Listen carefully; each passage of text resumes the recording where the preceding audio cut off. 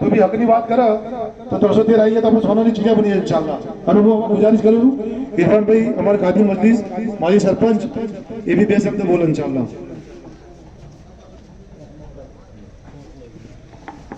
अस्सलाम वालेकुम। હું ભાઈ બાદલપુરાથી બિલોંગ કરું છું, મુમન સમાજમાંથી જ। આ પાર્ટી આવી આપણે સમજો ને 7-8 મહિના જેવું જોયું છે। બાબાભાઈ આવ્યા હતા મારા ઘરે, એમને મને મુલાકાત કરી, એટલે અમારે વડગામ એરિયામાં અમે બહુ સારું આયોજન કર્યું છે।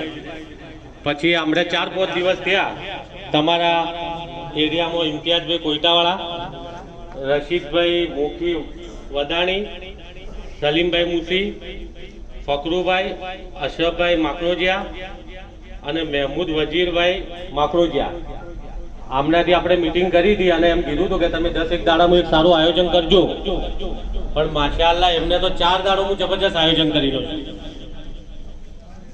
એટલે આપણે ગુજારી છે કે ભાઈ આપણે થોડા દિવસ બાદ ઓવીસી સાહેબ બી આવવાના છે।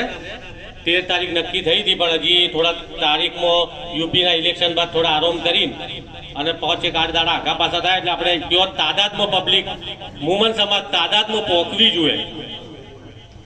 અને આપણા દલિતભાઈ એસટી ઓબીસી એમની બી બહુ તાદાદથી એમના અંદર બી કામ ચાલી રહ્યું છે, એ બી પહોંચવાના જ છે।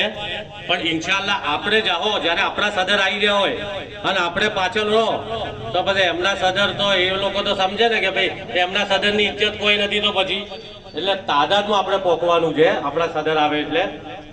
અને ઓબીસી અને એસટી બહુ માશાઅલ્લાહ યુપીમાં બી જોડાઈ રહ્યા છે, આપણા એરિયામાં બી જોડાઈ રહ્યા છે। શૈલેષભાઈ જેવા કાર્યકર્તા, અમારા દીપકભાઈ જેવા એ રોજ આપણા ત્યાં લાગેલા અને કામ કરી રહ્યા છે, કેમ કે એમને ખબર છે કે સંવિધાન જ્યારે બનાવ્યું ને એટલે આપણા બે પક્ષવાળા કોઈ બી એમને સંવિધાનમાં બાબા આંબેડકર સાહેબના અંદર પહેવા નતા દેતા લોકસભામાં, ત્યારે આપણે મુસ્લિમ લિંગે એમને જીતાડીને અંદર પહેર્યા હતા।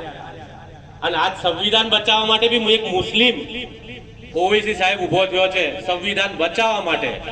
એટલે આપણે એમના દલિત સમાજ તો સપોર્ટ કરી રહ્યો છે, પણ આપણે મુસ્લિમ સમાજ બી આથી સપોર્ટ કરવાનો છે। અને